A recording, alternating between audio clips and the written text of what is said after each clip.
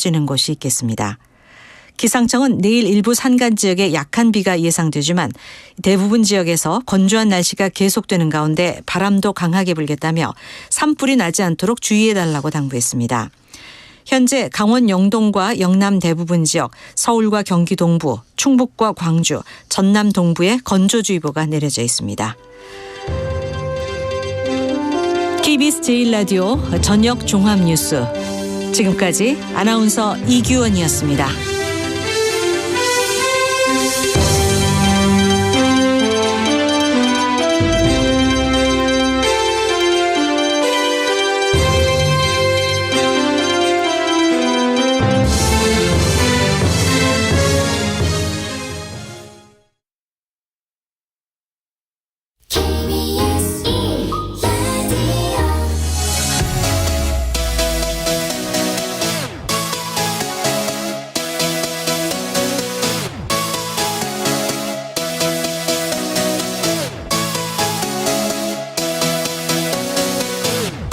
KBS 열린 토론.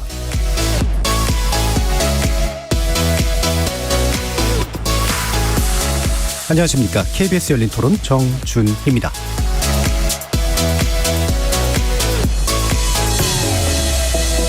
이번 주 금요일 KBS 열린 토론은 지적 호기심에 목마른 사람들을 위한 전방위 토크, 줄여서 지목전 토크로 여러분을 만납니다. 이르면 올 봄, 일본이 후쿠시마 원전 오염수를 바다에 방류한다고 하죠. 지구 문명이 생겨난 이후 이렇게 많은 원전 오염수가 바다로 방류되는 건 이번이 처음이라고 합니다. 따라서 아무도 그 결과를 예측할 수 없는 상황. 이런 우려에도 불구하고 국제사회의 무관심을 틈타 일본 정부는 방류를 강행하려고 하죠. 지구바다 생태계와 우리의 먹거리 안전 어떻게 되는 걸까요? 지목전 토크 1부에서 얘기 나눠보겠습니다. 마라도 길고양이들이 섬을 떠나게 되었다는 얘기 들으셨는지요? 천연기념물인 뿔새오리 보호를 위해서 천적이 돼버린 고양이들을 반출하기로 결정한 건데요. 길고양이 반출만으로 해결될 문제인지, 애물단지가 돼버린 이 길고양이에게 대한 얘기 지목전 토크 2부에서 나눠보도록 하겠습니다. KBS 열린 토론 지금부터 시작합니다. 살아있습니다. 토론이 살아있습니다. 살아있는 토론, KBS 열린 토론. 토론은 라디오가 진짜입니다. 진짜 토론, KBS 열린 토론. 오늘 함께 하실 분들 소개하겠습니다. 나라를 걱정하는 물리학자 이종필 건국대고 교수 나오셨습니다. 안녕하세요. 이종필입니다. 삶, 사랑, 공감의 소설가 서유미 작가 나오셨습니다. 안녕하세요. 서유미입니다. 규정을 거부한다. 한국 여성 변호사의 손정혜 변호사 나오셨습니다. 안녕하세요. 손정혜입니다. 정의, 평등, 정치 철학을 탐구하시는 김만권 경희대 학술연구 교수 모셨습니다. 예, 안녕하세요. 김만권입니다. 저희 열린 토론 문자로 참여하실 분은 샵 9730으로 의견 남겨주십시오. 단문은 50원, 장문은 100원의 정보 이용료가 붙습니다. KBS 모바일 콩과 유튜브를 통해서 무료로 참여하실 수 있고요. 모바일 콩을 통해서는 보이는 라디오로도 만나실 수 있습니다. 오늘 이렇게 물리학자, 소설가, 정치 철학자, 법률 전문가까지 각기 다른 전공, 개성, 지식을 가지신 네 분의 출연자와 함께 만들어가는 지적 호기심에 목마른 사람들을 위한 전방위 토크 지금부터 시작합니다. KBS 열린 토론.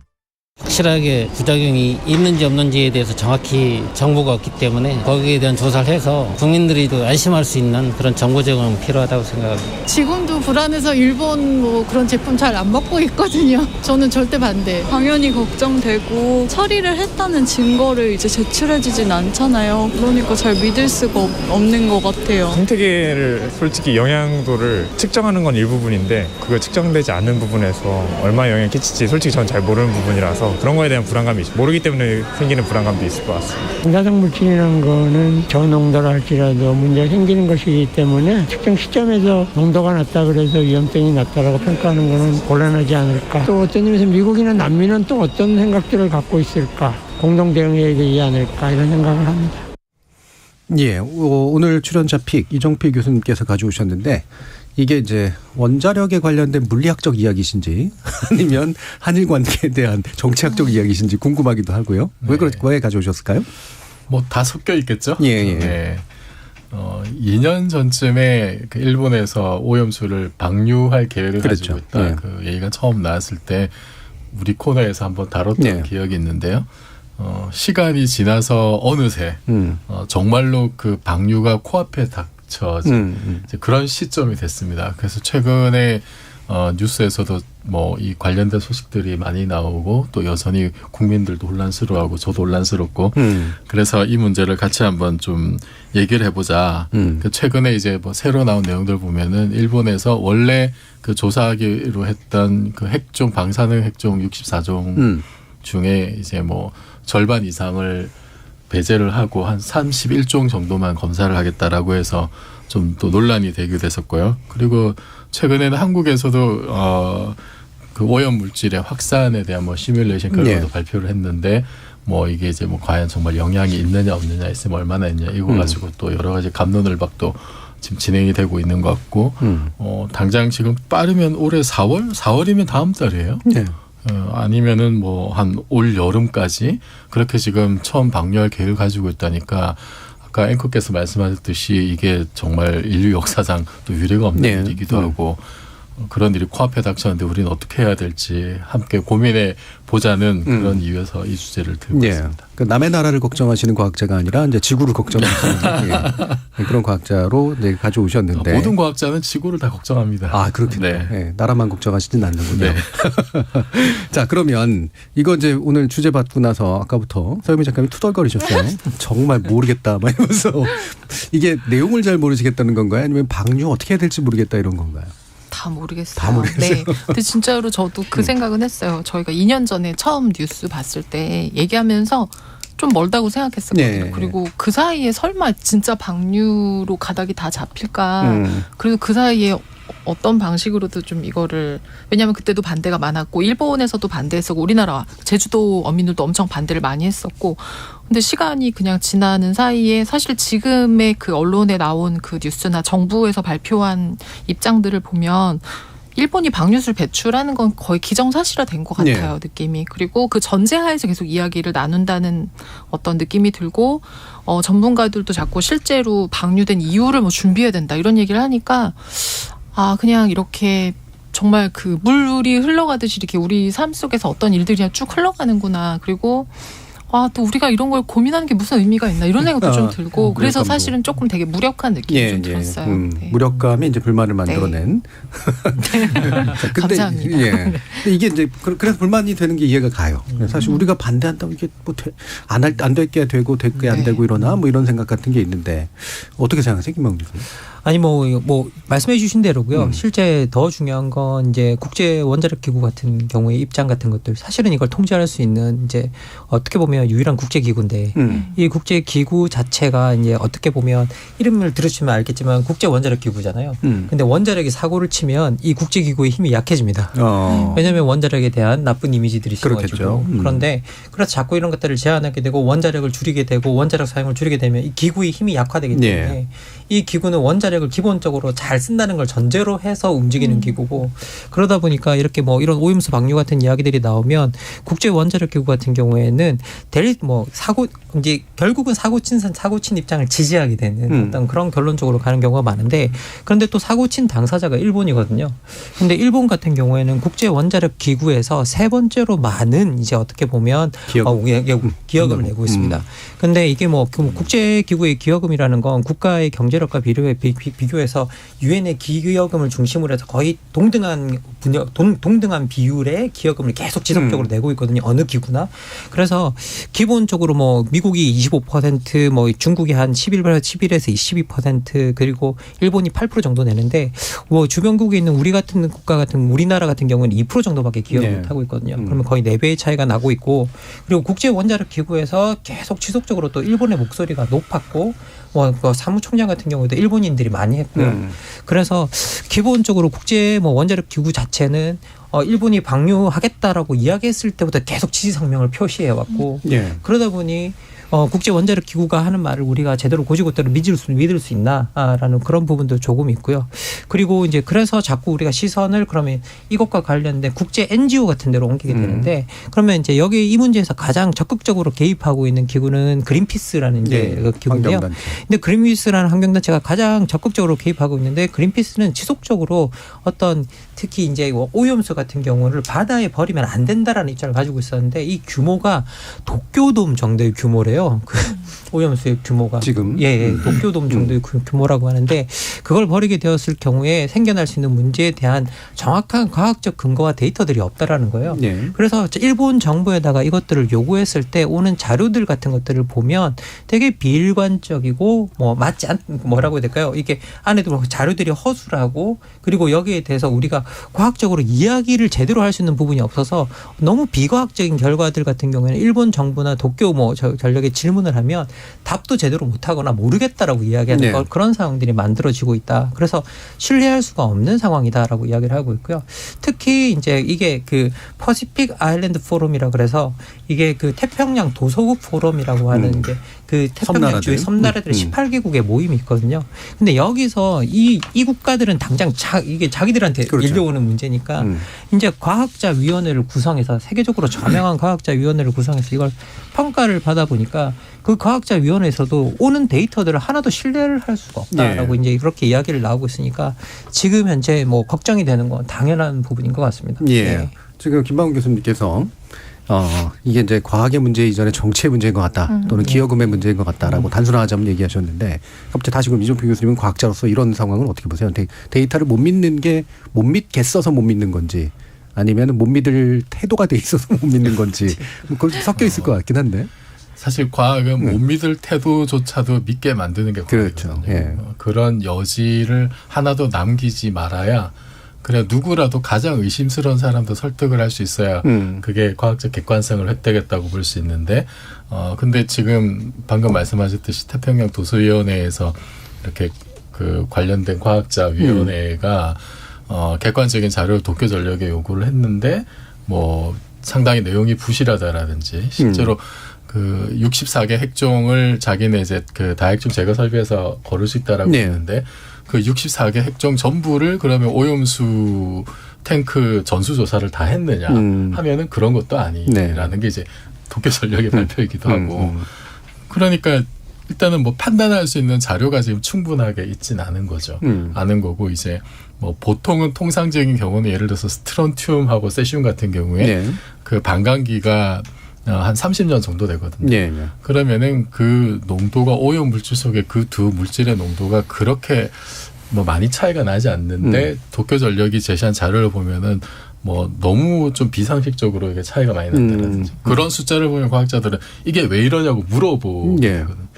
왜 이런지 물어봤는데 자기들도 잘 모르겠다 이제 이런 식으로 답변을 하니까 그러면은 이게 도대체 과연 이 숫자를 어디까지 믿어야 되고 이게 어떻게 해서 이런 결과가 나왔는지 이해가 안 되는 상황이 이제 지금 벌어지는 거죠.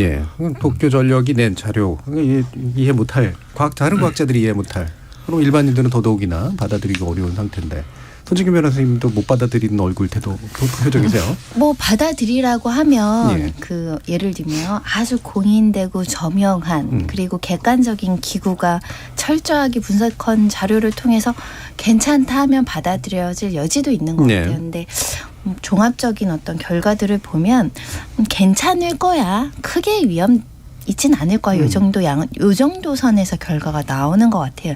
자세히 읽을수록 미궁에 빠져서 자세하게 분석할 수는 없지만, 근데 이제 근본적으로 드는 부분, 그 고민은 이렇게 방류하기 시작하면 다른 인접 국가도 이렇게 처리를 할 것이고 그리고 도쿄전력이 또 이번만이 아니라 계속적으로 이렇게 방류할 가능성이 있고 그랬을 때 축적된 농도로는 위험하지 않은 것인가 그리고 인간의 기술이라는 게 현 시대에서 한계가 발생할 수 있다면 현 시대에서 위험성을 걸러내거나 예측하지 않은 물질이나 핵종이 있다고 한다면 그건 사후적으로 어떻게 평가해야 되는 것인가 그러니까 막연한 불안과 또 정확하지 않은 데이터 때문에 오는 혼란이 있는 것이고 또 세 번째는 이거를 검사할 때는 우리나라 인력이 들어가거나 인접국가의 피해가 예상되는 국가의 사람들이 들어가야 철저하게 파헤칠 것 같은데 어찌됐든 우호적인 국가나 우호적인 기구에서 조사를 하다 보니까 객관성 있는 기구가 맞는가라는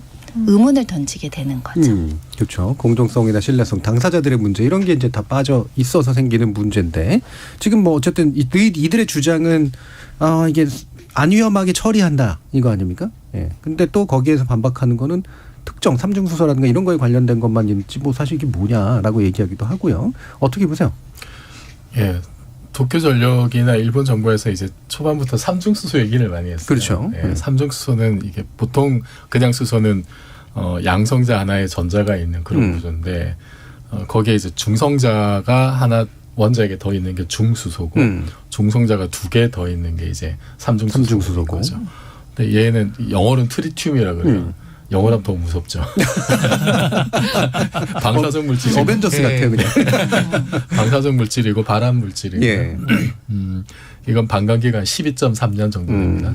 근데 이것이 이제 그 아까 말씀드렸던 그 다액종 제거 설비에서 걸러지지가 않아요. 걸러지지 않아서 이게 유출이 되는데 이거를 일본 정부에서는 엄청나게 희석을 해서 이제 방류를 하니까 괜찮다라고 얘기를 했고 그래서 사실 모든 시선이 삼중수소로만 쏠려 있는 상황이에요. 근데 일단 근본적으로 그 다액종 제거 설비가 과연 64종을 제대로 다 이렇게 그 걸러내느냐 이것도 좀 의심스러운 면이 있고 왜냐하면 그 자체 자료를 보더라도 한번 이렇게 했을 때 제대로 걸러지지 않은 일부 물질도 이제 있었다는 얘기가 있었고 뭐 방사성 탄소도 이제 걸러지지 않는다고 또 하나는 이 오염수가 생긴 게 왜 생겼냐면은 이게 연료봉이 이렇게 그 녹아 내려서 지금 이렇게 있는 상황인데 완전 노출되어 있는 상황인데 거기서 계속 방사성 붕괴를 하면서 열이 나오거든요. 그걸 식히기 위해서 물을 자꾸 뿌린 것이 이제 흘러내린 거. 거기서 나온 물이 오염수입니다. 그러니까 이거는 직접적으로 가장 위험한 물질과 접촉한 물이에요. 그래서 가장 그 위험한 오염수라고 할 수가 있는데 그 오염수에 섞여 있는 방사성 핵종이 64종밖에 없느냐. 이것도 전문가에 따라서 이게 보통 한 뭐 100종, 200종 이렇게 되거든요. 그럼 일본 정부가 지정했던 그 64개 이외의 다른 원소들에 대해서는 정말 안전한지에 대해서도 지금 알 길이 없고. 그런데 어쨌든 지금은 그 삼중수소에만 지금 국내에서도 많이 지금 관심을 가지고 있는데 그래서 최근에도 국내 연구진이 삼중수소를 중심으로 놓고 이것에 그 방류했을 때 일본 정부가 발표한 어떤 그 분량대로 방류를 했을 때 어떤 식으로 확산을 하는지 국내에서 시뮬레이션 결과가 이제 최근에 나왔어요. 거기에 따르면 한 4, 5년 이후부터 국내 해역에 유입이 되는데 그 증가하는 정도가 기존에 있는 그 삼중수소 농도보다 한 10만 분의 1 정도 증가하는 수치다. 그러니까 뭐 검출이 제대로 안 될 정도의 지금 미미한 양이라고 지금 그렇게 이제 조사 결과 나와 있어요. 그래서 이 내용이 보도가 많이 됐었는데 우선은 이거는 뭐 말 그대로 그 삼중수소 확산만 조사를 한 거고 그 전에 예를 들면 독일의 헬르몰츠 연구소에서 이제 세슘, 방사성 세슘이 확산되는 모델을 시뮬레이션한 게 있어요. 거기에 따르면은 빠르면 200일 뒤에 제주도 도착한다는 얘기가 있습니다. 그러니까 280일 지나면 동해 앞바다 갈 수 있고 극미량은 뭐 극히 미약한 양이지만 이거 한 달 이내 제주도까지 올 수도 있다. 뭐 이제 이런 모형도 있어요. 그러니까 사실 이게 뭐 지금 방류할 때 뭐 그런 다양한 방사성 핵종들이 어떤 농도로 정확하게 어떤 농도로 이게 방출이 되는지 여기에 대한 구체적인 어떤 뭐 자료나 일단 이런 것들이 있고 또 여러 가지 모형으로 시뮬레이션을 사실 좀 많이 돌려봐야 그래야 좀 믿을 만한 결과가 나오지 않을까라고 하는 게 있고 또 하나 그 맹점은 뭐냐면은 지금 이런 식으로 위험 물질을 희석해서 풀었을 때 확산되는 모형을 지금 이렇게 돌리고 있는데 거기에는 뭐가 빠졌냐면 생물학적 농축이 빠져 있어요.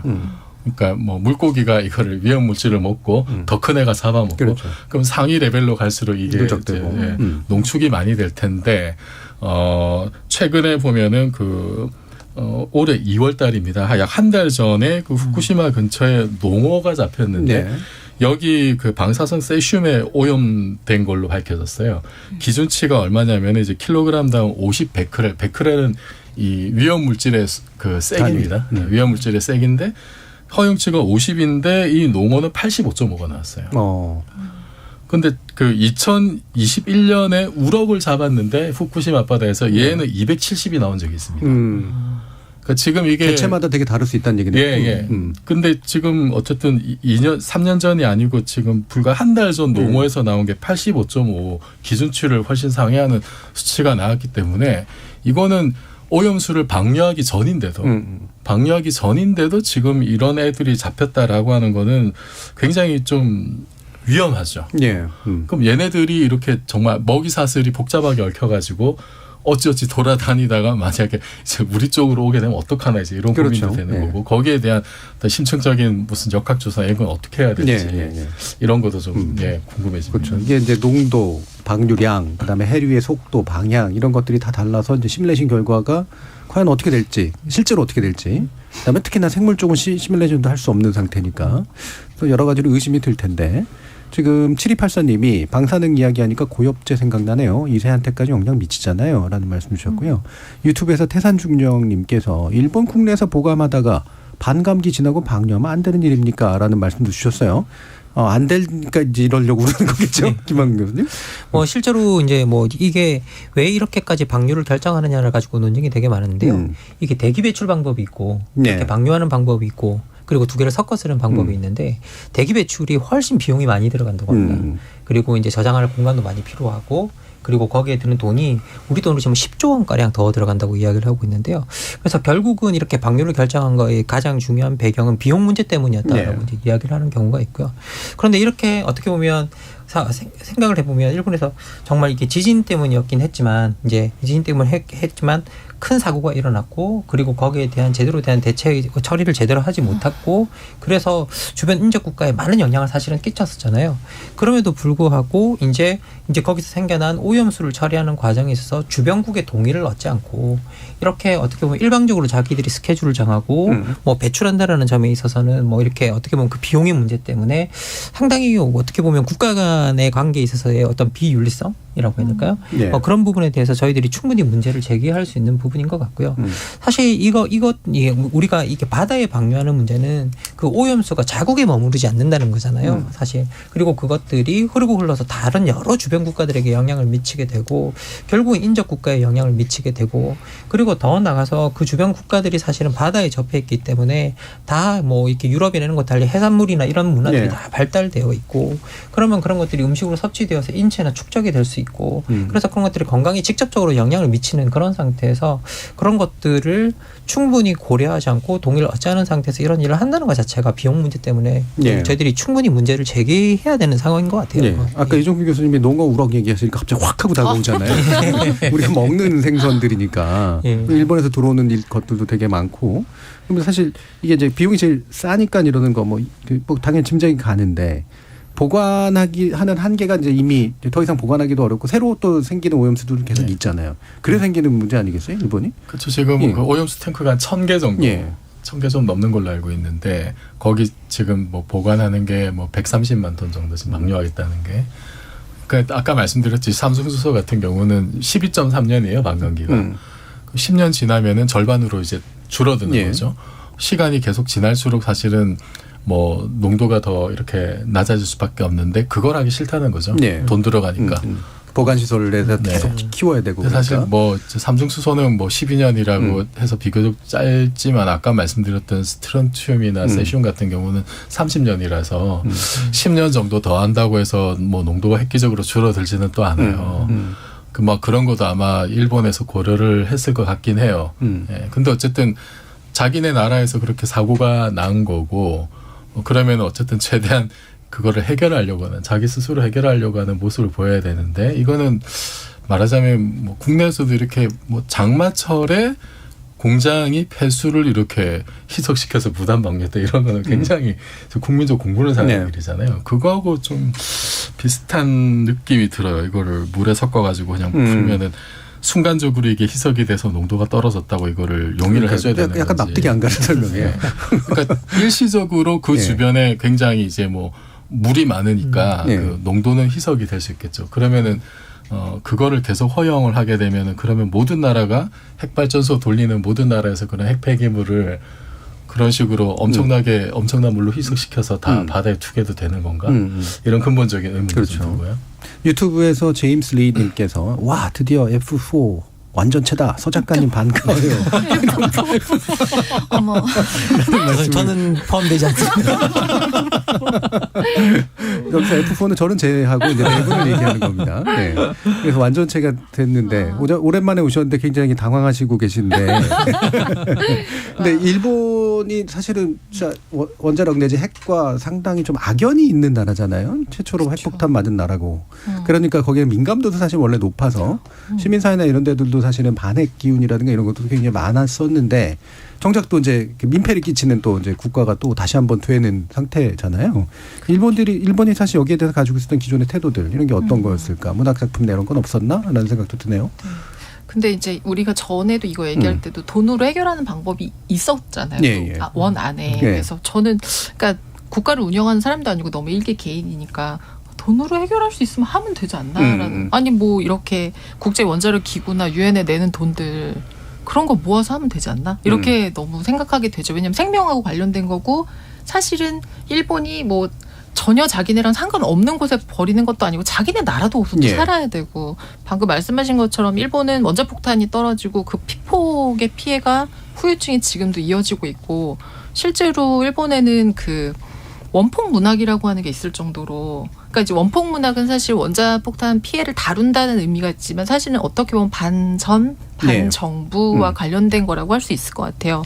이제 가장 우리가 잘 아는 그 작가가 오에겐자부로라는 노벨 문학상을 탄 작가인데 이 작가가 이제 그 히로시마 노트라고 하는 르포에서 그 원자폭탄 투하됐을 때 이야기 그때 당시 이제 일본의 이야기를 좀 썼었는데 일본에서 그때 당시에도 폭탄이 터져서 죽을 사람들은 죽고, 그러니까 죽음 자체의 문제가 아니라 이제 그 남은 사람들에 대한 이제 문제들에 대해서 일본 정부가 얼마나 그리고 의료진들이 이 후유증에 대해서 무지했는지 그때 당시에 그 몇 년 후에 실린 그 마이니지 신문에 어떤 그 기사가 나왔었냐면 가벼운 방사능은 결핵이나 위궤양에 좋은 영향을 준다. 그런 얘기까지 실을 정도. 그러니까 원폭을 약간 예찬하는 보도까지 했었거든요. 그러니까 그때는 아직 원폭하고 그런 병들의 연관성을 찾지를 못해서 그게 꾸준히 반전이나 어떤 그 일부의 어떤 그 의사나 이런 분들에게서 문제 제기가 되고 있음에도 불구하고 인정을 안 했었는데 이때 당연히 미국도 그 잔존 방사능으로 인한 피해는 없다라고 선언을 했었고 그러니까 지금의 상황은 사실 너무 유사한 것 같아요. 일본도 계속 자민당 정부가 원폭 피해가 사회 표면으로 드러나는 게 싫기 때문에 문제가 없다라고 계속 얘기를 했었고 결국 그 원폭하고 백혈병, 뭐 원폭하고 암 같은 이런 그 연관성 찾아내기까지 7년 이상의 시간이 걸린 후에야 의사들이 이제 그것들을 밝혀내기 시작을 했었거든요. 근데 사실 지금도 그런 것 같아요. 이게 전례가 없는 전례가 없는 시간 동안 이제 이 오염수가 흘러나갈 텐데 결국 아까 이종필 교수님 말씀하셨지만 전례가 없다는 거는 알 수 없다는 얘기니까 우리가 어떤 결과를 초래할지는 정말 그러니까 미국도 터뜨려서 그냥 항복을 얻어내려고 한 거지 막 오랫동안 이것 때문에 백혈병에 걸려라 뭐 이런 건 아니었단 말이에요. 그러니까 지금 우리 이 상황도 아까 말씀드린 것처럼 일본도 여기서 자유롭진 않거든요. 그래서 저는 돈으로 해결할 수 있는 거는 돈으로 해결하는 것이 좋지 않은가 그런 생각이 참 많이 드네요. 유튜브에서 박나라님께서 비용 문제라는 얘기인데 이런 점 고려하면 원자력 발전 저렴한 게 아닌 것 같습니다. 라는 말씀도 주셨고요. 유튜브에서 미웅집님께서 중국은 가만히 있습니까? 이런 질문도 하셨는데 결국 주변국들 우리하고 저기 17개 섬나라가 아까 그 얘기했던 태평양 국가들만 싫어하나? 우리는 정말 싫어하는 게 맞나? 이런 것도 좀 있고요. 미국은 그냥 별로 그냥 알아서 해라 이랬다는 것 같고. 손 변호사님 혹시 아세요? 일단은 인접 국가들의 관심은 있는데 사실 이런 문제에서는 항상 강대국이 조금 목소리를 높여주고 문제의식을 가지고 법률적인 절차든 뭐 정치적인 절차든 외교적인 절차든 목소리를 내야 되는데 이게 한마음 한뜻으로 이야기를 해도 이 문제가 해결되지 않을지 모르는 애매모호한 과학적 근거 앞에서 강대국인 미국이 손을 놓고 있고 있고 예. 사실 한국 정부도 2018년부터 지난 정권은 굉장히 좀 강도 높은 목소리가 많이 나왔었거든요. 범정부 TF도 만들고 뭐 10개 부처가 참여하고 문재인 전 대통령이 국제해양재판소에 제소하겠다까지 했는데 그 이후에 사실 실효적인 절차가 진행되고 있진 않고 특히 정권이 바뀌면서 또 한일 관계에 우호적인 메시지가 나오는 상황에서 이 문제를 법률적으로 뭐 예전처럼 국제해양재판소에 갈 조치가 없다라고 이미 나왔습니다. 국정감사 자리에서 한동훈 장관도 이야기를 했기 때문에 그럼 우리나라 가장 인접 국가라고 보이는 우리나라도 목소리를 내지 않으면 더 먼 뭐 태평양이나 다른 국가들이나 우리나라보다 실질적으로 힘이 약한 국가들은 목소리 내기가 굉장히 어렵거든요. 그렇죠. 그러니까 사실은 누구 하나 고양이 목에 목에 다 방울 달면서 강도 높은 외교적인 마찰을 빚을 것을 예상하고 싸워야 되는 문제인데 우리나라조차 사실 지금 일본에서는 이렇게 방류하면 인접 바다에 이제 어민들이 이제 피해를 입으니까 기금을 만들고 있거든요. 예. 근데 우리나라 이렇게 돌고 돌아서 오지만 어찌됐든 우리나라에 도달하잖아요. 그럼 우리나라의 부산이나 이쪽에 피해보는 어민들을 위해서 우리 국가는 지금 준비를 하고 있나? 예. 뭐 일본은 어찌됐든 기금이라도 만들고 있는데 결국은 우리가 좀 코로나를 겪으면서 우리 위험성이 더 큰 게 있었잖아요. 코로나라는 사태 이후에 너무 이게 후순위로 몰리면서 타이밍을 잃은 듯한 느낌이 좀 듭니다. 그때 나온 게 잠정 조치 얘기였었거든요. 예. 급박한 위험이 발생할 여지가 있는데 본안까지 가면 너무 시간이 몇 년 쌓여야 되니 근데 지금은 봄에 지금 방류한다는 거 아니에요? 한두 달, 두세 달이면 시작된다고 하면 사실상 잠정 조치는 실효적이지가 않다. 그러니까 타이밍을 좀 놓친 느낌이 있습니다. 예. 우리나라도 그렇고 또 사실 우리나라 지금 정부는 또 원자력에 친화적인 또 태도를 가지고 있으니 이걸 문제 삼기도 참 되게 민망할 것 같아요. 예. 네. 실제로 이제 뭐 그린피스가 계속 이제 뭐 어떤 포럼 같은 걸 열고 뭐 이렇게 관련돼서 비판하는 뭐 그런 것들 기자회견을 열고 그럴 때 뭐 학술대회 열고 그럴 때 항상 강조하는 게 이 태평양 도서국 포럼이 아주 적극적으로 여기 대처를 하고 있기 때문에 이 여기에 한국 같은 국가들이 합류해서 같이 해줘야 된다. 예. 그런데 힘이 실릴 거다. 그렇죠. 그런데 우리가 적극적으로 활동을 안 하고 있다라는 거죠. 그 이야기를 하고 있고요.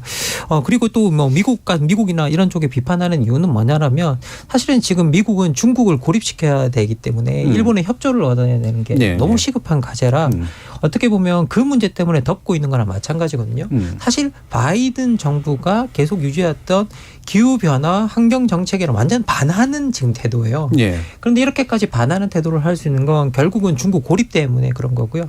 그러면 이걸 당하면 중국은 또 반대해야 될 것 같은데 그래서 이거 들여다 보면 중국도 반대하는 목소리가 겉으로는 나오고 있는데 적극적으로 안 움직이는 게 중국도 원자력이 거대한 마피아 산업처럼 그렇죠. 이렇게 원자력 발전소가 워낙 많고 그래서 되어 있고 우리도 뭐 원자력이 사실 뭐 이렇게 말씀드리면 그렇지만 원자력 마피아라고 불릴 정도로 내부에 우리도 자리 잡고 있고요. 예, 그러다 보니 이게 원자력에 대해서 목소리를 이제 뭐 내게 되면 여기서 뭐 그것들이 크게 힘을 받지 못하는 그런 상황들이 만들어지고 있어서 어떻게 보면 주변국들이 적극적으로 대응하지 못하고 오로지 외롭게 지금 태평양 도서국 포럼, 호주나 뭐 여기에 뉴질랜드 같은 국가가 있긴 있지만 그래도 대부분 다 작은 섬나라인 국가들이 여기에 대응을 하고 있는데 여기에 이제 뭐 적극적으로 합류하는 뭐 일부 과학자들이라든지 그런 사람들 빼면 사실상의 지원을 받고 있지 못하기 때문에 지금 현재 뭐 일본이 원하는 방향으로 결국은 가지 않을까라는 생각이 듭니다.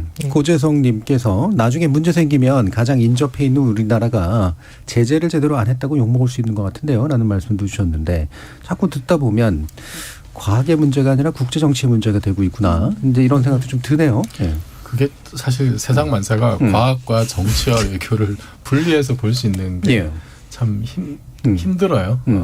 그 뭐 과학이 객관적인 어떤 숫자를 이렇게 제시하더라도 그거를 어떻게 해석할 것인가. 뭐 이런 문제들도 사실 좀 남아 있는 거고. 뭐 실제 일본의 입장도 보면은 옛날에 2년 전에도 아마 이 말씀 드렸던 것 같은데 93년인가 그때 이제 러시아가 핵잠수함, 중고 원자로 이런 거를 동해 무단으로 투기했다 10거 정도. 그거 가지고 일본이 엄청나게 반발했었거든요. 반발하고 뭐 의정서 이런 거 개정해가지고 무단 방사성 폐기물을 무단으로 바다에 투기하지 말도록 하는 뭐 그런 것도 이끌어내고 막 그랬었는데 또 거기에 또 미국은 또 이렇게 사인도 안 하고 그랬었던 전력도 있고 일본은 지금 이제 입장이 완전히 이제 반대인 상황이죠. 그리고 삼중수소 같은 경우도 이게 그냥 성동격세 미끼인 그런 의미가 있다고 말씀드렸는데 사실 요거만 보더라도 일본에서 주장하는 게 이게 그 배출할 때 리터당 이제 1,400 베크렐 정도의 농도로 배출하겠다. 네. 이게 WHO에서 정한 그 음용 가능한 기준은 만 베크렐이에요. 그러니까 그거보다는 상당히 낮죠. 상당히 낮은데 우리나라 이게 기준이 정확하게는 없어요. 그런데 미국은 이 음용수 기준이 얼마냐면 740밖에 안 돼요. 그러니까 지금 일본이 배출하려고 하는 것은 한 절반 가까이밖에 안 되는 거고 유럽은 100입니다. 100. 그래서 지금 일본에서 그 방류하겠다고 하는 삼중수소 농도 그 농도로 배출했을 때 그 물을 바이든 대통령이 과연 마실 수 있을 거냐. 자기네 기준에도 못 마시는 거예요. 네. 그런데 지금 이제 별 얘기 안 하는 거죠. 그러니까 의심이 되는 거예요. 자기네 기준에도 안 맞는 미국 기준에 2배 가까이 되는 삼중수소를 배출을 하는데 왜 저렇게 가만히 있을까라고 이제 의심이 드는 거죠. 왜 그러면 과학적인 이유가 아니라 다른 정치적인 이유가 있나? 아니면은 저 정도는 그냥 허용을 해줘도 괜찮은 다른 근거가 있나? 이제 이런 의심이 이제 자꾸 드는 거죠. 예. 아마 바이든 대통령이 생수를 드셔서 바닷물 안 끓여 먹어가지고 그런 건가? 근데 정말 자꾸 들을수록 이런 걸 잘 모르지만 락스 정말 많이 희석해서 마시려고 주는 느낌인 것 같아요. 진짜 우리한테. 근데 그렇잖아요. 아무리 이게 희석을 해도 락스를 푼 건 락스를 푼 거고. 근데 정부에서도 이 뭐 국회 여당 의원들도 이게 탈원전 단체랑 일부 정치인들이 이 위험성을 과도하게 부각시켜서 막연한 공포감을 좀 조성하고 있다고 지금 그렇게 얘기를 하고 있으니 국민들 입장에서는 그럼 그냥 가만히 그냥 우리 있다가 그냥 이렇게 병에 걸리면 내 그냥 운명이 그렇구나. 빨리 죽으면 내가 그냥 명인 차입구나 이렇게 생각을 해야 되나라고 이제 근데 보게 과학자가 되죠. 하는 일 중에 하나가 뭐냐면은 아무리 낮은 가능성이라도 그거를 끝까지 파고드는 거거든요. 이게 현실화됐을 때 어떤 일이 있을지 굉장히 극단적인 생각을 많이 합니다. 과학자들은. 그래서 과학이 발전해 온 것이고 특히나 사실 이거는 그 국민의 생명과 직결되는 문제일세요. 건강. 그래서 훨씬 더 보수적으로 접근하는 게 맞지 않나 그런 생각인데요. 사실은 이것을 반대 증거도 제출하면서 뭔가 할 수 있을 만한 과학자들의 집단을 만들어서 거기에 그것이 펀딩도 받고 그래서 행동도 하고 사실 이래야지 그게 가능한데. 그러니까 저는 이제 이번 사태를 보면서도 우리나라가 기초과학이 튼실하지 못한 어떤 그런 좀 후과 중에 하나이지 않을까. 뭐 이런 해류의 흐름이나 시뮬레이션 같은 것도 뭐 우리도 하고 있긴 합니다만 또 다른 나라에서 한 것들 훨씬 더 많이 참고를 해야 되고 그다음에 해양 생물 생태계라든지 그 움직임이나 우리 주변 해역에서 이런 것도 굉장히 좀 빈약한 걸로 알고 있거든요. 그런 것들이 결국은 이런 중요한 문제가 터졌을 때 우리가 자신 있게 선도적으로 데이터를 수집하고 뭐 조사 시뮬레이션 돌려서 다른 나라를 설득할 수 있을 정도였던 그런 역량을 평소에 비축하지 못한 어떤 그런 안타까움도 조금 느껴지긴 합니다. 자, 그럼 마지막으로 손 변호사님. 아까 이제 법 얘기 좀 잠깐 하시긴 하셨습니다만 잠정 조치 이후에 사실 할 수 있는 시기를 지났다. 법적으로도 뭔가를 할 수 없는 건가? 그럼 뭘 해야 되는 건가? 뭐 상징적인 의미에서 제소할 수 있죠. 의지를 가진다면 그게 이제 국제사회의 여론을 조성할 수 있고 또 인접 국가들의 목소리를 높이는 데 계기가 돼서 어찌 되면 이 문제를 세계적으로 더 알리는 데 효과가 있을 수 있거든요. 우리가 과거에 후쿠시마 관련해서 수산물 그 수입 중단 조치하면서 사실은 이 잠정 조치가 인용이 된 적이 있었죠. 최종적으로는 1심에선 졌다가 이제 승소한 경력이 있는데 그때 승소하면서 이런 표현을 썼어요. 인접 국가인 한국에서는 이 환경적으로 잠재적 위험성이 있을 수 있기 때문에 이렇게 검역 조치, 수산물 그 수입 못하는 건 정당한 조치다. 사실 지금도 우리 교수님 말씀 들어보면 잠재적 위험성이 있죠. 보이죠. 그럼 충분히 우리로서는 정보 공개를 요구하고 심지어는 우리가 북한 핵과 관련해서 계속 현장 조사 가겠다고 서로 뭐 미국에서도 이야기하는 것처럼 우리가 그 현장에 우리 과학자 가고 뭐 과학자뿐만 아니라 뭐 필요하다면 해양수산 뭐 관련한 인력들도 배치를 해서 우리가 평가를 한번 해보겠다. 위험성에 대해서 목소리를 낼 만큼은 조금 노력을 해봤으면 좋겠다. 그래야 무슨 문제가 생기더라도 우리가 그래도 최선의 노력을 다했는데 예기치 못한 사태였다가 되는데 손 놓고 있다가 예기치 못한 사태가 되면 이건 후손들에게 할 말이 없을 것 같다라는 생각을 가져보고요. 지금 국가에서 나오는 대책은 방사능 검사를 하는 곳을 늘리고 인력을 늘리겠다는 거예요. 근데 이건 사실은 일 터지고 확인하는 거잖아요. 그렇죠. 네. 일 터지고 확인하는 거니까 사실은 이거는 예방적 조치가 아니거든요. 예방적 조치는 사실 제가 보기에는 전무한 것 같습니다. 3.1절 기념사에서 대통령께서 일본과의 미래 협력 강조하면서 뭐 여러 뭐 만평에도 나고 뭐 오늘은 야당 대표도 이야기하고 있는데 이게 뭐 학폭 가해자인데 잘했다라고 칭찬하고 우리 파트너가 됐다고 칭찬하는 어떤 그런 모양새가 되어버렸는데요. 뭐 이런 상황이라고 한다면 사실 뭐 일본이 이렇게 어떻게 보면 외교적으로 우리랑 좀 친해주세요라고 구걸하는 모양새잖아요. 솔직히 말씀드리면. 그러니까 이런 상황이라면 지금 일본의 이런 오염수 방류에 대해서 우리가 적극적인 조처를 하고 여기에 명백한 어떤 대처를 할 수 있을까라고 질문해 본다면 저는 하지 않을 거다라고 저 개인적으로 그렇게 생각합니다. 일단 그 IAEA에서 이제 오염수 시료를 검사를 해가지고 곧 5월쯤 발표한다고 하는데 거기에 우리나라도 들어가 있긴 합니다. 네, 우리나라 자체적으로 독립적으로 뭘 적극적으로 하지 못했는데 어쨌든 뭐 이렇게라도 간접적으로 하고 있으니까 일단 한번 지켜봐야 되겠습니다. 네, 알겠습니다. 자, 1부에서 후쿠시마 원전 오염수 방류를 앞두고 과연 우리는 뭘 해야 되는가, 어떤 일들이 벌어질 것인가에 대한 논의 나눠봤는데요. 이어지는 또 2부에서는 고양이 문제를 또 한번 다뤄보도록 하겠습니다. 여러분은 KBS 열린 토론과 함께하고 계십니다. 타키타 타키타 타키타 타키타 타키타 타디게나도 타디게나도 타디게나도 타키타 타키타 타키타 타키타 타키타 타디게나도 타디게나도 타디게나도 물음표가 느낌표로 바뀌는 순간 KBS 열린 토론. 천연기념물까지 위협하고 있는 상황에서 마라도에 있는 그 고양이들 반출하는 거 나쁘지 않게 보고 있어요. 길고양이들이 피해주는 거 딱히 없어요. 밥을 안 주면 또 애들이 굶고 죽으니까 밥은 줘야 된다고 생각해요. 고양이 좋아하는 사람도 있고 안 좋은 사람도 있지만은 걔네가 사는 공간을 우리가 다 침범하지 않았냐, 그런 생각도 드는 거죠. 그런데 천연기념물을 해치는 거면은 계속 그렇게 같이 있는 것도 아닌 것 같아요. 길고양이가 문제가 있다기보다는 길고양이한테 막 봉지밥을 주거나 막 그러시는 분들이잖아요. 그런 것들이 보면은 사실 봉지 같은 게 뿌려져 있으면은 뭐 미관상에서 안 좋을 수도 있고 사실은 피해가 되고 있는 건 맞지 않나라고 생각을 하고 있어요. KBS 열린 토론 네 분과 계속해서 함께하고 있는데요. 손정혜 변호사님, 이종필 교수님, 서유미 작가님, 그리고 김만공 교수님 네 분 함께하고 있습니다. 자, 이번에는 이제 마라도에서 갑자기 길고양이들이 애물단지가 된 그런 상황인데 여기서 고양이를 키우시는 분들이 또 있으신지 모르겠어요. 키우시면 또 이게 마음이 또 꽤 다를 것도 같기도 한데, 자, 일단 길고양이가 왜 이렇게 애물단지가 됐는가, 나름대로 좀 상황들이 이해가 가시는 건지 김만공 교수님 어떠세요? 저는 사실 이 소식을 언제 처음 이렇게 접했냐면 제 아이가 일요일 아침에 맨날 하는 동물 프로그램 있잖아요. 그 광적인 팬이에요. 그래서 그 시간에 아무것도 못 하거든요. 그걸 봐야 돼서. 그래서 뭐 집안 어른들도 뭐 다 그걸 같이 보게 되는데 거기서 사실은 이제 소식을 좀 접했었고요. 네. 그리고 그 다음에 제가 뭐 이렇게 몇몇 그래서 관심 있어 기사를 좀 찾아보다가 지금 깜짝 놀랐던 게 이게 많은 특히 조류와 관련돼서는 많은 희생이 길고양이로부터 나오고 길고양이들이 멸종시킨 조류들도 있다라는 그 말을 이제 뭐 정보를 이제 이게 보게 되니까 이걸 어떻게 처리해야 되지?라는 이제 문제가 생기는 거죠.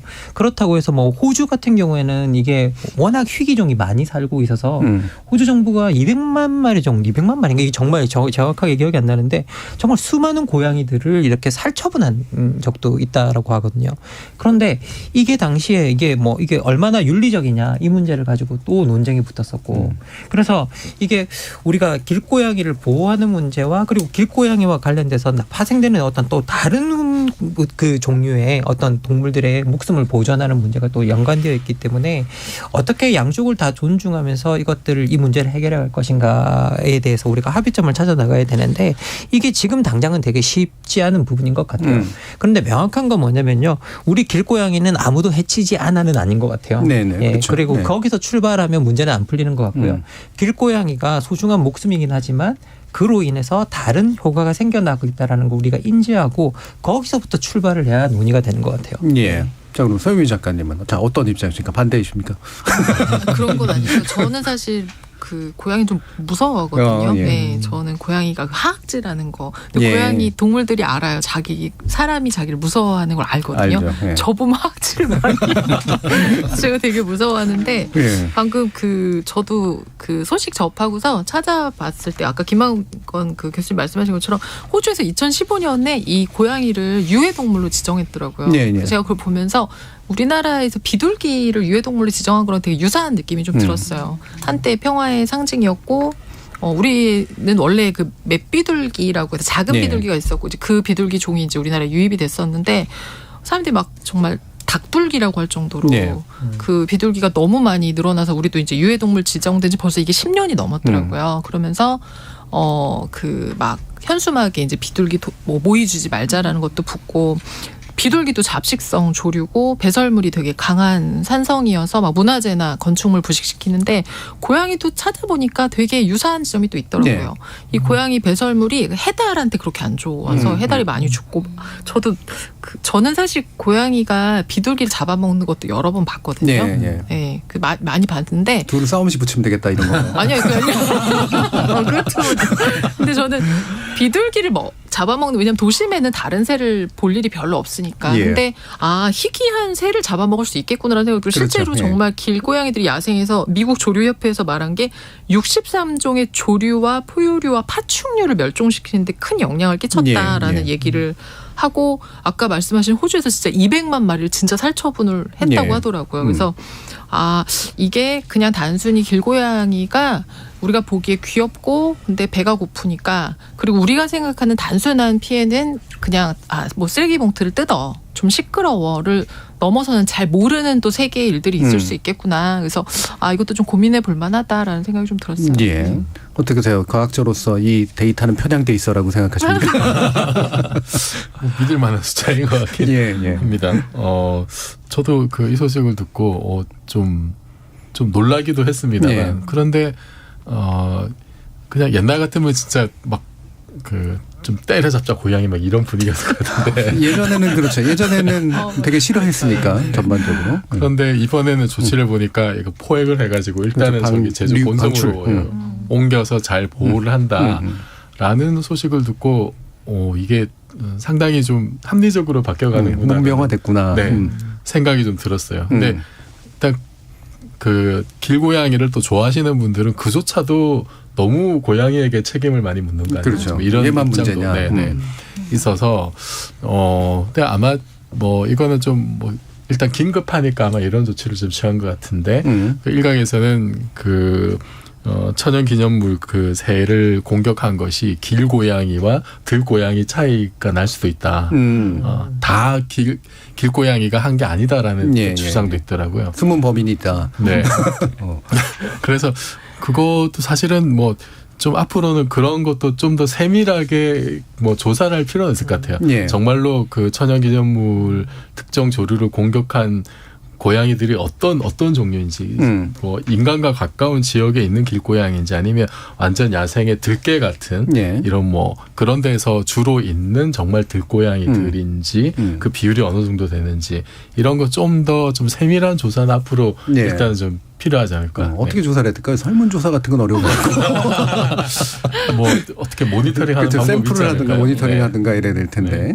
사실 쥐가 주는 안 좋은 영향도 굉장히 많다고 그러더라고요. 근데 이 쥐를 또 고양이들이 잡아먹었었기 때문에 외로 또 이 균형이 무너질 수도 있다. 이런 식의 얘기하는 사람들도 있고 참 어렵습니다. 송 변호사님. 그러니까 인위적으로 인간이 노력해서 개체수를 증감시키는 노력을 우리가 하고 있는 건데 과거에는 그러진 않았을 거 아니에요. 그럼 과거는 어떻게 생태계가 균형을 잡았을까 하는 고민도 한번 해보면서 사실 이건 쉬운 문제가 아닌 것 같아요. 왜냐하면 우리가 이제 동물을 보호해야 된다고 하면서 동물보호법을 엄청 강화시키려는 사회적인 노력이 있는데 거기에 대표적으로 이렇게 길고양이 죽이거나 때리면 동물학대범으로 처벌하는데 지금 이제 국가 권력으로 이걸 모두 단체로 잡아가서 죽이는 살처분 조치를 하는 것도 어떻게 보면 동물학대 일환인데 어쩔 수 없이 공익적인 목적으로 이행을 해야 되는 거잖아요. 참 아이러니한 상황이다라는 생각을 해보고요. 고양이가 사실은 대표적으로 동물학대 희생자이면서도 동물 사랑을 극명하게 보여주는 대상화가 된 것 같아요. 요즘 드라마 같은 거 보면 어떤 범죄자는 동물학대를 길고양이에게 막 쇠구슬 쏴서 죽이고 정말 동물을 사랑하는 선한 사람은 그 동물을 지키기 위해서 사비로 막 동물병원에서 돈 많이 써가면서 지키려고 하고 그러니까 이거는 사실은 동물 보호자들과 약간 동물에 대한 어떤 보호 플러스 이제 생태계 보호자들은 다 한결같이 생태계를 사랑하는 마음에서 시작한 일인데 약간 좀 아이러니한 상황이 아닐까 그런 생각을 한번 해봤고요. 그래서 고양이를 사랑하는 사람들은 이 소식을 들으면 매우 슬플 것 같고 또 천연기념물 지금 문제된 기념물이 뿔새오리라고 하거든요. 예. 멸종위기 야생생물 2급이라고 하고요. 전 세계적으로 5천에서 6천 마리에 불과하다는 거죠. 그래서 이 희귀한 아이, 얼마 안 남은 아이를 보호하기 위해서 고양이가 희생되는 이 상황입니다.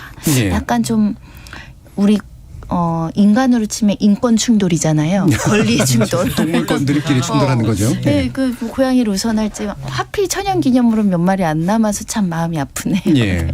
사실은 예전에 천성산 사건이었나?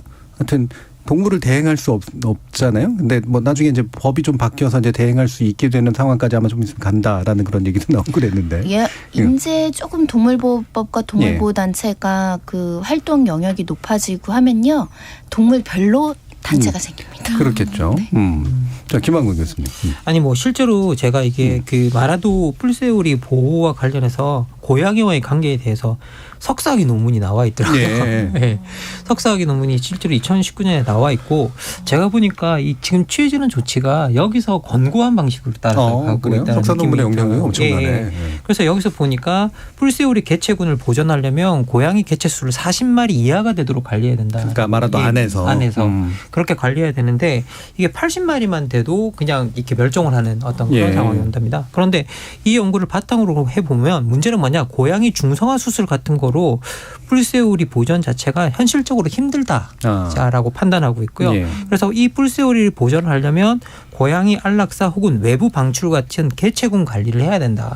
그래서 이게 이 관리가 중성화 수술과 같이 진행되어야 한다라는 거였는데 여기서 보니까 이제 40마리 정도로 유지하면 괜찮다라고 하고 그 방식을 여러 가지로 제안하고 있는데 이번에 그냥 다 내보내는 방식을 좀 택한 것 같아요. 예. 그래서 어떻게 보면 가장 편한 방식을 택한 건 아닌가라는 생각이 들기도 하긴 하는데 어쨌든 기본적으로 이번에 나오는 것들이 그냥 무작정 그렇게 취해진 조치는 아닌 것 같다라는 것. 여기에 관한 연구들이 이미 있고 거기에 대한 제안들이 나와 있고 거기에 따라서 좀 이루어지고 있는 것이 아닌가라는 생각이 들고요.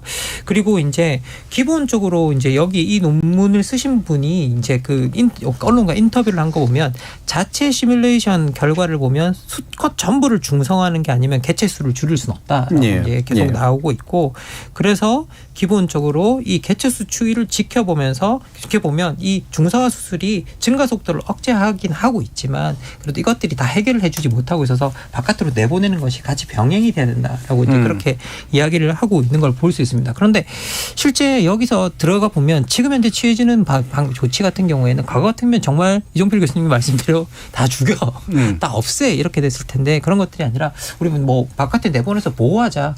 이제 이걸 자리를 이동시켜 놓는 거니까요.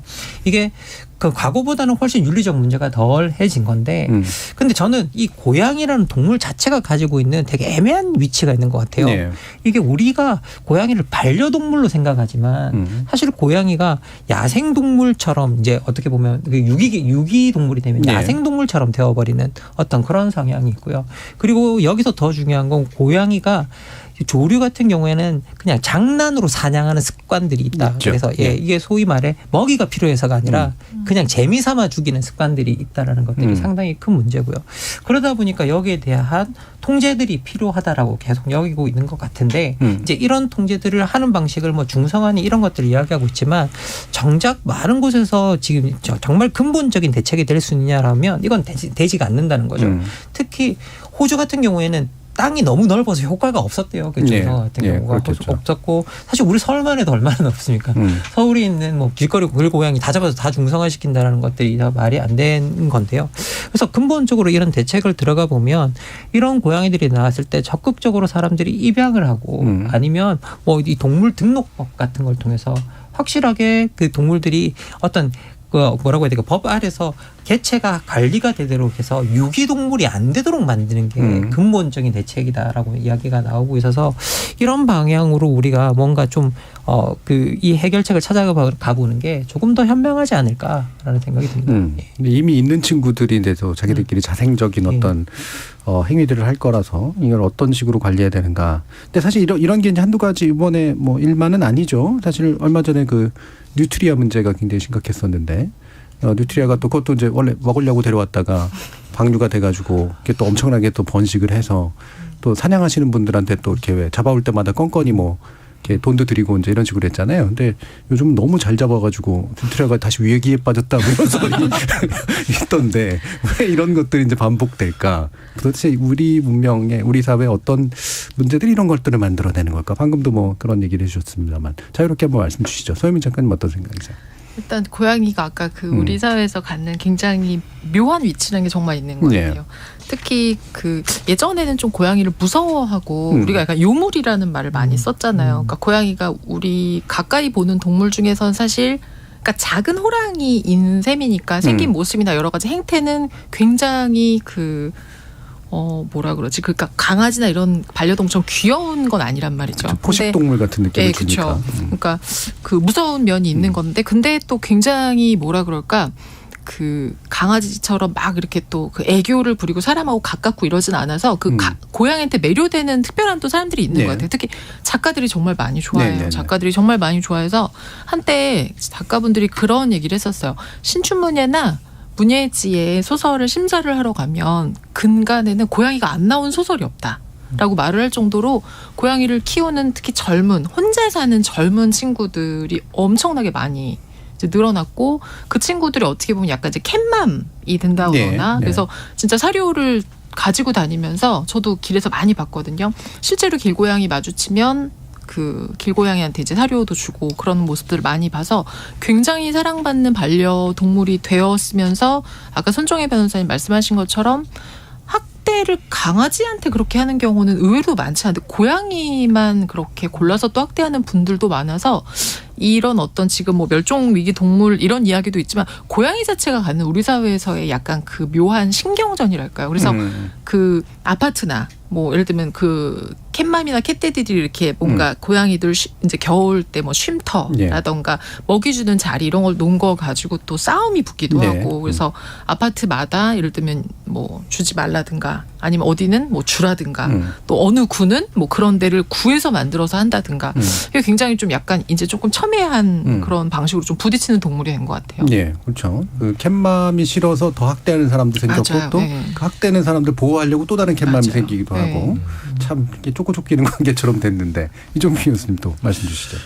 이게 참 어려운 문제인 것 같아요. 저는 동물을 키울 자신도 없고 별로 좋아하지 않아서 약간은 좀 동떨어진 입장이긴 합니다만 근데 어쨌든 고양이가 오랜 세월 반려동물의 역할을 이제 해온 건 또 사실인 거고 그래서 설령 이제 고양이가 생태 파괴종이라 하더라도 멧돼지나 고라니나 뭐 다른 생태 파괴종과 같은 취급을 할 수 있을까? 그 반려동물로서 누려왔던 어떤 역사를 한순간에 없는 걸로 치부할 수는 또 없는 거잖아요.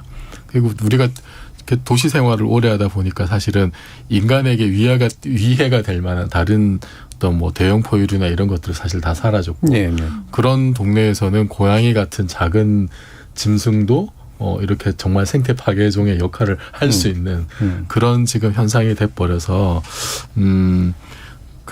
저는 약간 그런 상상도 해봤어요. 이게 만약에 외계인이나 인간보다 뛰어난 인공지능이 그 눈에 봤을 때는 고양이보다는 인간이 훨씬 더한 생태 파괴종인 것 같은데. 중성화 시켜야 되나요? 이 우리보다 훨씬 뛰어난 만약에 어떤 그런 존재가 있다면 외계인이든 인공지능이든 이 사람들이 호모사피엔스를 살처분을 할까 아니면은 중성화를 할까 그것이 우리에게는 우리는 그걸 어떻게 받아들일까 이런 고민이 살짝 들긴 하더라고요. 그래서 오염수 방류. 그러니까 차라리 방출해달라고 부탁하는 게 제일 낫겠네요. 그러니까 극단적으로 이제 그 전쟁에 참가하는 용병들 중에는 지구의 인구가 너무 많으니까 인종 청소하겠다라고 하는 극단적 생각 가진 사람들도 사실 있잖아요.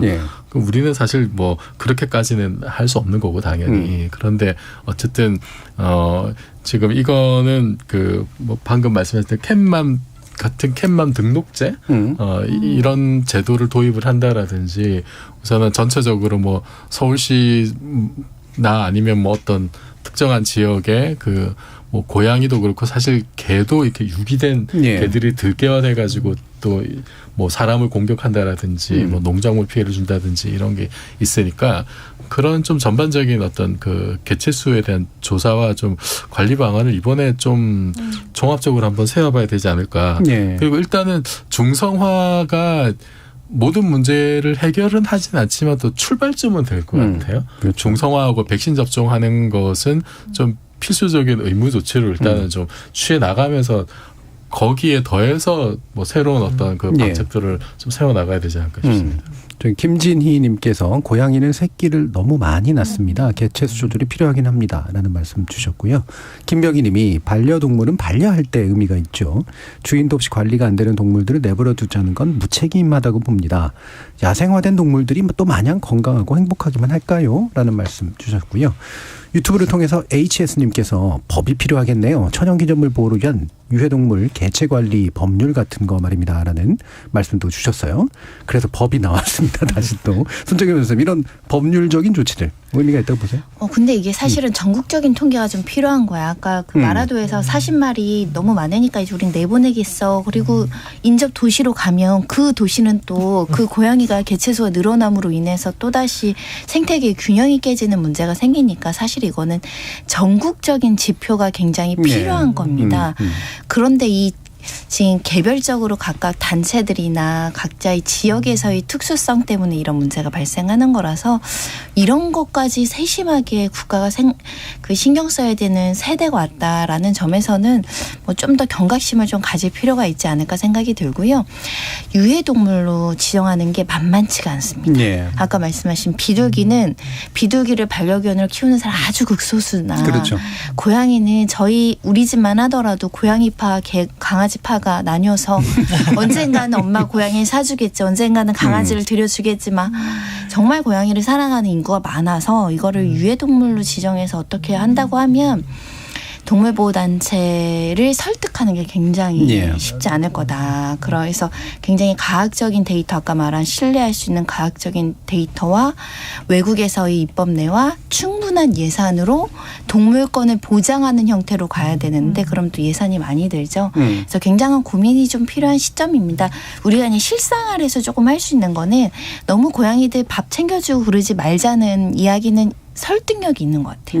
생존력이나 독립심을 키우지 않고 너무 개체수가 늘어나는 방식으로 인간이 인위적으로 아이를 무조건 보호하는 거는 바람직하지 않은 것 같아서 그런 거라도 좀 계도하는 게 필요하지 않나 싶어요. 그러니까 확실히 동물은 인간으로부터의 거리가 이게 상당히 영향을 많이 미치는 것 같아요. 멧돼지 총으로 죽이는 장면 이런 거 CCTV에 걸린 거 TV에도 종종 나오고 그러는데 그거 보고 감정이입하는 사람은 없는데 사실 고양이가 비슷한 장면에 노출됐다면 상당히 아마 감정이입을 할 거거든요.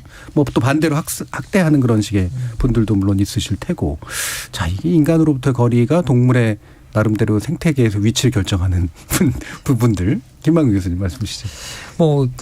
아까도 말씀드렸지만 고양이가 참 그 오묘한 위치에 있다. 그렇죠. 이거 뭐 우리가 잃어버리면 유기동물이 되면 이게 야생동물이 되어버리고 우리 곁에 있으면 반려동물이 되고 그런데 사실 시대적 변화를 이렇게 들여다보면 저는 고양이가 자꾸 이제 사람들한테 반려동물로서 더 중요한 의미로 자리 잡고 있는 게 우리 사람들이 외로워지고 있어서 그런 것 같아요. 그렇죠. 그래서 자꾸 외로워지는 우리 상황을 옆에서 좀 위로가 되는 어떤 대상으로 삼아서 고양이를 키우는데 그러다가 자기 사정이 안 되면 고양이를 뭐 버린다거나 뭐 이런 일이 발생하고 있어서 우리가 그런 동물들이 우리 외로움을 치유하는 어떤 수단이 아니라 하나의 어떤 생명으로서 나와 같이 존재하는 어떤 그런 거라고 보고 그 어떤 조금 더 우리가 키우는 반려동물에 대한 우리 시선을 좀 높일 필요가 있고요. 그런 방식으로 어떤 진화돼야 우리가 유기동물도 좀 막을 수 있고 이렇게 고양이들이 유기동물이 덜 될수록 어떻게 보면 이 문제가 줄어들 거기 때문에 우리가 반려동물을 대하는 태도에 대한 전환 그리고 우리가 반려동물을 키울 때는 항상 우리가 책임질 수 있을 때에 키우는 게 상당히 중요하겠다라는 생각이 들고 그래서 기본적으로 저는 뭐 동물 등록제 같은 것들이 그런 책임의 영역으로 들어와서 좀 확산되면 좋지 않을까라는 생각을 저 개인적으로는 해봅니다. 예, 이게 이제 반려동물화돼서 생긴 문제도 분명히 좀 있고 사실은 아까 손중희 변호사님도 말씀 주셨지만 이게 옛날에는 생태계가 어떻게 조절했을까라는 생각들 하잖아요. 근데 생태계가 사실 묘한 균형을 가지고 있는 건 맞지만 또 이렇게 매번 이렇게 아름답고 평화롭게 조절되고 있는 건 아니거든요, 원래. 또 게다가 이제 현대사회 생태계는 인간이라는 존재를 빼고 계산하면 안 된다라고 많이들 또 과학자들도 얘기를 하더라고요. 인간은 이미 생태계에서 굉장히 중요한 조절자의 위치나 파괴자의 위치에 와 있기 때문에 그래서 인간이 스스로가 이제 생태계 조절의 상당 부분을 감당해야 된다라고 주장하는 분들도 있던데 과학자로서는 어떻게 생각하십니까? 책임을 져야죠, 사실은. 뭐 우리가 할 수 있는 역할을 다 해야 될 것 같고. 우리가 사실 예전에 뭐 돼지 구제역이나 이제 이런 질병이 한번 돌면은 엄청나게 많은 숫자의 돼지를 살처분한 적이 있잖아요. 그거 보면서 뭐 돼지를 애완동물로 키우는 사람도 있습니다만 대부분은 돼지를 봤을 때 삼겹살만 떠올릴 텐데 하여튼 뭐 이런 질병의 확산 위험 때문이라는 긴박한 이유가 있었습니다만 어쨌든 뭐 수천만 마리였나요? 굉장히 많은 숫자였던 걸로 기억나는데 그런 살처분하는 게 거기에 동원됐던 공무원들도 사실 굉장히 큰 트라우마를 사실 또 가졌었고, 네. 그러니까 이게 뭐 우리가 당연히 이제 고양이가 만약에 그러면은 긴급하게 예를 들어서 엄청나게 개체수가 증가해서 질병을 옮긴다, 예를 들어서 그런 급박한 사태가 벌어졌을 때 과연 우리는 어떤 조치를 취할 수 있을까? 이게 만약에 인간에게도 뭐 이렇게 좀 위협이 된다라든지 뭐 좀 극단적인 케이스이긴 합니다만 예를 들어서 뭐 코로나 같은 뭐 인간과 짐승 공통의 어떤 바이러스 같은 게 만약에 조련변이가 나와서 인간에게도 조금 위험한 상황이 되면은 그때는 어떤 조치를 취해야 되는가? 뭐 사실 좀 쉽지 않은 내용이죠. 그러면 정말로 호주처럼 뭐 수백만 마리를 한꺼번에 이렇게 살처분을 해야 될 것인지 좀 그런 뭐 지금 상상할 수 없는 뭐 당장 닥친 일은 아닙니다만은 우리가 지금 관리가 제대로 되지 않았을 때는 어쨌든 뭐 그런 예기치 못한 일들이 갑자기 닥칠 수 있기 때문에 좀 급격한 어떤 개체수의 변화 이런 것들 일단은 좀 체계적으로 모니터링할 필요가 있지 않을까. 그래야 미리 어떤 위험 요소, 잠재적 위험 요소들을 미리 좀 대책을 세울 수 있을 것 같아요. 예. 오죽하면은 문학 앞에 인자 붙여가지고 인문학이라고 통칭하는 일까지 있을 정도로 문학에서 사실 인간이라는 게 가지고 있는 위치가 굉장히 중요한데 문학이 인간을 기술해 온 거잖아요. 동물에 대한 기술은 뭐 상대적으로 적긴 합니다만 우리 인간의 위치 어떻게 판단하시나요, 서 작가님?